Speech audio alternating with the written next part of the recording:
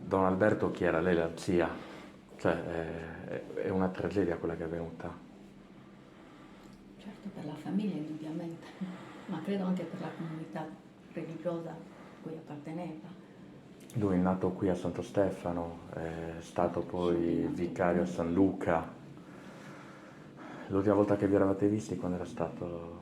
Ma lui veniva a pranzo dalla mamma mediamente 2 o 3 volte alla settimana, quindi dipendeva anche dagli impegni chiaramente. La domenica era sempre qui, sempre rispettando gli impegni primari che aveva con la parrocchia. La sua morte ha sconvolto tutti. Dicevano, riusciva a parlare a tutte le generazioni, dai ragazzi sino agli anziani. Era un dono del Signore per voi. Assolutamente sì.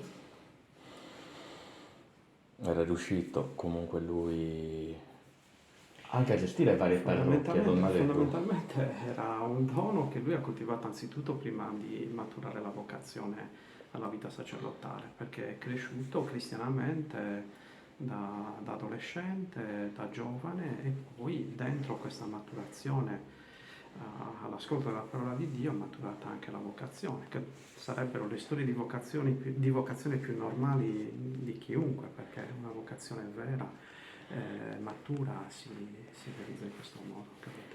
Lui ieri era qui poco prima proprio prima dell'incidente. No, non è stato a casa. Non è stato qui a casa. Non è venuto. E l'ultima volta è stato qualche giorno fa, Io ovviamente.